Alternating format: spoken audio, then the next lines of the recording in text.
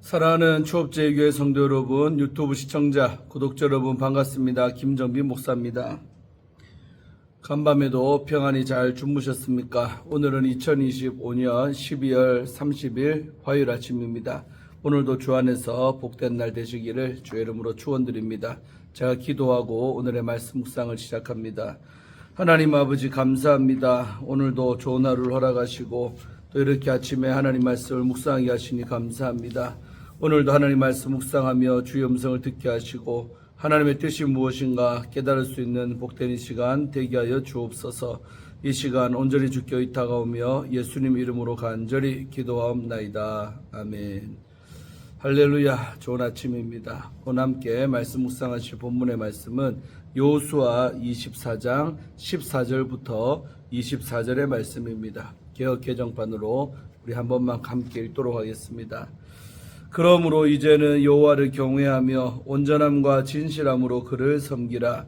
너희의 조상들이 강 저쪽과 애굽에서 섬기던 신들을 치워버리고 여호와만 섬기라. 만일 여호와를 섬기는 것이 너희에게 좋지 않게 보이거든 너희 조상들이 강 서쪽에서 저쪽에서 섬기던 신들이든지 또는 너희가 거주하는 땅인 아모리 족속의 신들이든지 너희가 섬길 자를 오늘 택하라. 오직 나와 내 집은 여호와를 섬기겠노라 하니 백성이 대답하여 이르되 우리가 결단코 여호와를 버리고 다른 신들을 섬기기를 하지 아니하오리니 이는 우리 하나님 여호와께서 친히 우리와 우리 조상들을 인도하여 애굽 땅 종되었던 집에서 올라오게 하시고 우리 목전에서 그 큰 이적들을 행하시고 우리가 행한 모든 길과 우리가 지나온 모든 백성들 중에서 우리를 보호하셨음이며 여호와께서 또 모든 백성들과 이 땅에 거주하던 아모리 족속을 우리 앞에서 쫓아내셨음이라. 그러므로 우리도 여호와를 섬기리니 그는 우리 하나님이 신임이다 하니라.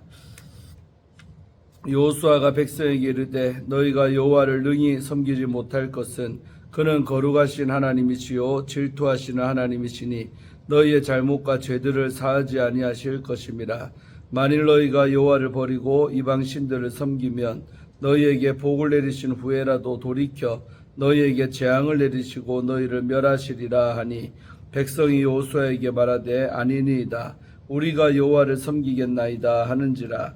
여호수아가 백성에게 이르되 너희가 여호와를 택하고 그를 섬기리라 하였으니 스스로 증인이 되었느니라 하니 그들이 이르되 우리가 증인이 되었나이다 하더라. 여호수아가 이르되 그러면 이제 너희 중에 있는 이방 신들을 치워버리고 너희의 마음을 이스라엘 하나님 여호와께로 향하라 하니 백성이 여호수아에게 말하되 우리 하나님 여호와를 우리가 섬기고 그의 목소리를 우리가 청종하리이다 하는지라. 아멘. 네, 오늘 함께 먼저 하나님 말씀 주의할 때 은혜 받으시기를 바랍니다. 자, 오늘 14절부터 15절의 말씀은 여호수아가 선택을 요구하는 내용이 나오고 있습니다. 1절에서 13절은 이스라엘의 과거를 회고하며 족장시대부터 가나안 정복의 여정이 하나님의 은혜로 규정될 수 있음을 말했습니다. 이는 이스라엘이 현재 본문에서 여호와만을 섬기겠다고 다짐하는 결심의 근거가 됩니다. 개역 개정과 다수의 영어 번역도 이러한 논리적 흐름을 살리기 위해서 14절의 시작을 그러므로로 해석해 두 본문을 연결하고 있습니다. 접속사 베아타는 그리고 이제, 그러나 이제, 지금부터 이제 등 다양한 의미가 됩니다. 이제라는 뜻을 지닌 부사를 활용해 전환을 만든 것은 독자가 14절 이하의 본문에 집중하게 하는 수사적인 기법입니다. 14절에는 총 4개의 명령형이 등장을 합니다. 여호수아는 이스라엘에게 경외하고 에르우라고 합니다. 섬기고 베이베두 치워버리고 베아시루 또 섬기는 베이베두 행위를 요구를 합니다. 이 절 분석에 따르면 네 동사는 평행으로 연결되어 있습니다. 즉 경외는 우상을 치워버리고 여호와만을 섬기는 행위입니다. 특별히 섬기라는 명령은 본문이 2번 반복해서 강조를 합니다. 첫 번째는 대명 전미사를 활용해 그를 섬기다라고 말하는데 이때 온전함과 진실함으로 섬기라고 말을 합니다. 두 번째는 분명한 목적어 우리 아도나이와 같이 등장하며 절의 마무리를 간략하게 줄이고 있습니다. 그래서 14절은 두 동사를 반복 활용해서 섬김의 방식과 대상을 분명히 하고 있습니다. 여호와를 온전함과 진실함으로 섬기는 행위는 신실하고 충실한 행위라고도 표현할 수가 있습니다. 이는 우상을 버릴 때만 가능한 경우의 행위입니다. 한편으로 15절의 가정법은 여호와를 섬기지 않는 선택이 얼마나 불합리한가를 드러내는 수사적인 장치입니다. 15절의 시작은 문자적으로 만일 여호와를 섬기는 것이 너희 눈에 악하게 보인다면입니다. 즉 이스라엘이 여호와 섬김을 부정적으로 평가하는 경우에만 다른 선택지가 가능하다는 것입니다. 이는 여호와를 버리고 다른 신을 섬기는 길은 있을 수 없음을 드러내는 수사적인 압박입니다. 15절에서만 섬기다라는 동사가 4번이나 등장합니다. 그러나 15절에서 가장 중요한 단어는 택하라입니다. 15절에서 이 동사만 명령형이기 때문입니다. 그래서 두 단어의 사용을 고려하면 다음과 같이 요약을 할 수가 있습니다. 섬기는 행위 이전에 무엇을 섬길지 택하는 행위가 더 중요하다는 것입니다. 우상을 섬긴다는 행위 자체는 섬기는 대상이 특정되지 않으면 의미가 없는 것입니다. 그래서 이스라엘 백성은 가나안 땅에서 여호와만을 섬겨야 합니다. 여호와만을 섬길 때 여호와께서 주신 땅이 진정한 유업이 됩니다. 15절 너희가 거주하는 땅에 있는 아모리 족속의 신들이든지의 문자적 읽기는 우리 아모리의 신들, 너희가 거주하고 있는 또 그들의 땅입니다. 개역 개정 번역은 그들을 생략을 했습니다. 그런데 이 소유격이 해석의 중심이 됩니다. 왜냐하면 이 소유격은 이스라엘이 여호와를 순종하지 않을 경우 땅의 소유권이 여전히 이방인의 것으로 간주될 수 있음을 보여주기 때문입니다. 즉 여호수아는 이 표현을 통해 이스라엘의 거주가 언약적 충성 여부에 달려있음을 강하게 경고하고 있는 것입니다. 15절은 또한 조상들이 섬기던 강 건너의 신들을 언급합니다. 이것은 요단을 건너는 행위가 약속의 땅으로 진입하는 순종의 행위였지만 이스라엘을 영적으로 위협하는 세력은 양쪽에 다 존재함을 의미합니다. 요단을 건넌 것이 그들의 영적 안전을 보장하지 않습니다. 또한 강 건너의 우상은 조상들이 섬기던 것입니다. 이는 영적 위협이 시간을 뛰어넘어 현재 이스라엘에게도 있음을 뜻합니다. 따라서 이스라엘은 반드시 오늘 결단을 해야 합니다. 이것은 시간적, 공간적으로 연기될 수 없는 것입니다. 다음으로 우리 16절, 17절, 18절 석절의 말씀은 백성의 첫 응답이 나오고 있죠. 백성은 여호와만을 섬기겠다고 단호하게 대답을 합니다. 이 고백의 근거는 여호수아가 앞서 상기시켰던 내용입니다. 백성도 이전 여호와의 구원의 은혜를 말하며 여호와를 자신의 하나님으로 고백하고 있습니다. 여호수아가 1인칭으로 선언했던 것 같이 15절 백성도 우리도 우리 하나님을 섬기겠다라고 말합니다. 19절부터 우리 20절 말씀은 여호수아의 경고가 나오고 있습니다. 여호수아는 이스라엘의 실패를 예견한 듯 경고하고 있습니다. 이러한 반응은 모세의 마지막 설교를 떠올리게 합니다. 모세는 이스라엘이 얼마나 하나님께 불순종했는지 자신이 직접 보았다라고 말하면서 이스라엘 백성은 목이고 든 백성이라고 말을 합니다. 그는 이미 그들의 실패를 예견한 바가 있습니다. 다만 여호수아의 선언은 현재 이스라엘 백성이 여호와만을 섬기겠다고 말하는 결단을 더 진지하게 다시 한번 생각하게 하려는 수사적인 의도라고 평가하며 모세와의 연결성을 더 약하게 보는 관점도 존재하기는 합니다. 하지만 두 본문 모두 역사적으로는 리더십의 전환기에 그리고 문학적으로는 모두 유언적 설교의 절정에 등장한다는 공통점이 있습니다. 더하여 모세의 수종이었던 여호수아는 이제 모세와 같이 여호와의 종으로 거론이 됩니다. 따라서 여호수아가 이스라엘의 실패를 예견하는 듯한 선언을 한 것은 단순한 비판적인 진술이나 수사적인 장치가 아닙니다. 이제 여호수아 자신도 여호와의 종으로 모세의 전통을 계승해서 이스라엘의 미래를 예견을 합니다. 그래서 마지막까지 백성에게 순종과 결단을 촉구하는 것입니다. 마지막으로 우리 21절부터 24절 말씀은 백성의 두 번째 응답과 결단이 나오고 있습니다. 여호수아의 강력한 경고에 이스라엘 백성도 강력하게 반응을 합니다. 이번에는 비록 스스로 증인이 되었지만 증인이 등장을 합니다. 그래서 이스라엘의 선언은 법정적 진술이 됩니다. 따라서 이들이 앞으로 어떠한 선택을 내리든 현재 이들의 선언은 그들의 심판하는 근거 자료가 될 것입니다. 여호수아가 세겜에서 백성의 입술로 맺게 한 고백은 단순한 순간의 다짐이 아닙니다. 이후 역사의 무게 속에서 그들을 정죄하는 증언으로 남게 되는 것입니다. 아멘. 이상으로 주예는 마쳤고요. 온 마음을 다해 하나님을 섬기는 성도라는 주제를 가지고 함께 말씀 묵상하기를 원합니다. 오늘 본문은 여호수아가 죽음을 앞두고 이스라엘에게 전한 말씀이 되겠습니다. 그는 백성에게 하나님이 행하신 구원의 은혜를 기억하며 오직 여호와만을 섬기라는 결단을 촉구합니다. 여호수아의 당부는 성도된 우리에게 믿음의 교훈을 전합니다. 그리스도의 은혜로 하나님의 자녀된 우리는 어떤 믿음의 결단을 해야 할까요? 첫째로 우리는 하나님께 우리의 삶을 온전히 드려야 합니다.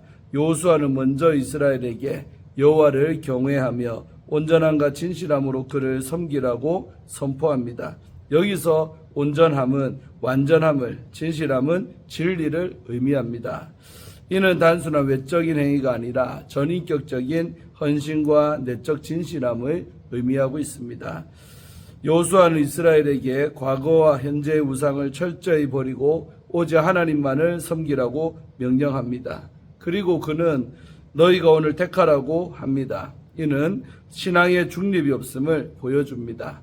하나님을 섬기든지 우상을 섬기든지 분명히 선택해야 합니다. 사랑하는 성도 여러분, 오늘 우리도 동일한 부름 앞에 서 있습니다. 우리의 신앙은 종교 타협과 혼합 속에서 흐려집니다. 세상의 가치, 물질, 성공이 우상이 되어 하나님보다 앞설 때가 많습니다. 그러나 하나님은 우리의 일부가 아니라 전부를 원하십니다. 부분적인 헌신이나 조건부적인 순종은 하나님 앞에서 참된 섬김이 될 수가 없습니다. 그렇게 오늘 우리는 결단해야 합니다. 구원하시고 은혜로 인도하시는 하나님께 나의 삶을 온전히 드려서 하나님이 기뻐하시는 믿음의 삶을 삭는 성도가 되시기를 주의 이름으로 축원드립니다. 둘째로 우리는 거룩하신 하나님만을 예배해야 합니다. 여호수아는 하나님이 거룩하신 분임을 선포합니다. 거룩함이란 단순히 도덕적인 완벽함이 아니라 전적으로 구별된 존재, 범접할 수 없는 하나님의 본질을 가리킵니다. 또한 그는 하나님이 질투하시는 분이라고 말하고 있습니다. 이는 언약의 백성을 향한 절대적인 사랑과 충성을 요구하시는 하나님의 열심을 의미하지요. 하나님은 당신의 백성이 다른 신을 섬기는 것을 용납하지 않으십니다. 따라서 조건적인 순종, 또 형식적인 신앙으로는 하나님을 기쁘시게 할 수가 없습니다. 참된 신앙은 우상을 버리고 회개와 변화를 동반한 헌신입니다. 사랑하는 성도 여러분, 여호수아의 경고는 오늘 우리에게도 동일하게 향하고 있습니다. 우리는 값싼 결단이 아니라 진실한 회개와 헌신으로 하나님 앞에 나아가야 합니다. 우리를 유혹하고 있는 세상의 우상을 버리고 하나님 한 분만 예배하는 성도가 되기를 주의 이름으로 축원합니다. 마지막으로 우리는 부름받은 자리에서 하나님을 섬겨야 할 줄로 믿습니다. 오늘 본문에서 이스라엘은 다시금 여호수아 앞에서 여호와만을 섬겼다라고 고백을 하지요. 여호수아는 그들의 말을 가볍게 넘기지 않고 오히려 그들을 스스로의 증인으로 세웁니다.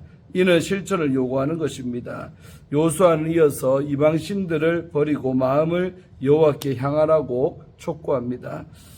섬김은 단순한 고백이 아니라 구체적인 행동과 삶의 변화로 증명되어야 합니다. 마음을 하나님께 향하고 삶에서 우상을 제거할 때 비로소 비로소 결단은 참된 열매를 맺습니다. 사랑하는 우리 초업제교회 성도 여러분, 하나님은 오늘 우리를 동일한 소명으로 초청하십니다. 믿음은 교회 안에서의 고백으로 끝나지 않습니다. 그것은 일상의 삶으로 이어져야 합니다. 주일의 찬양이 월요일의 삶으로 이어지고 가정과 직장에서 우리의 선택과 행동으로 드러나야 합니다. 하나님은 우리의 삶을 보시기 때문이죠. 사랑하는 성도 여러분, 진정한 믿음은 말뿐인 고백이 아닌 삶으로 드러나는 진정한 헌신입니다. 우리가 걸어가는 믿음의 여정에도 세상과 타협하지 않고 오직 하나님만 섬기겠다고 고백이 필요합니다. 그리고 이 고백은 하나님께 드리는 구체적인 삶의 실천으로 증명되어야 합니다. 나와 내 집은 여호와만 섬기겠다라는 여호수아의 고백이 오늘 우리의 고백되기를 소원합니다. 우리의 가정과 교회 공동체가 하나님만 섬기는 언약의 백성으로 세워지기를 간절히 소망합니다. 아멘. 마지막으로 우리 조정민 목사님, 베이직 교회 목사님이시죠. 조정민 목사님이 쓴 왜 믿음인가라는 두란노선에서 나온 책의 일부분을 읽고 마치겠습니다. 가장 많이 위조되는 지폐는 미국의 달러, 그 중에서도 100달러 지폐라고 합니다. 위조 지폐가 많은 이유는 그 지폐가 가치가 있기 때문입니다. 1달러나 10달러짜리 위조 지폐는 거의 찾아볼 수가 없는데 가성비가 떨어지기 때문이죠. 기독교 역시 그렇습니다. 유독 이단이나 사이비 시비가 많은 종교가 아니겠습니까? 왜 그럴까요? 그 안에 진리가 있기 때문입니다.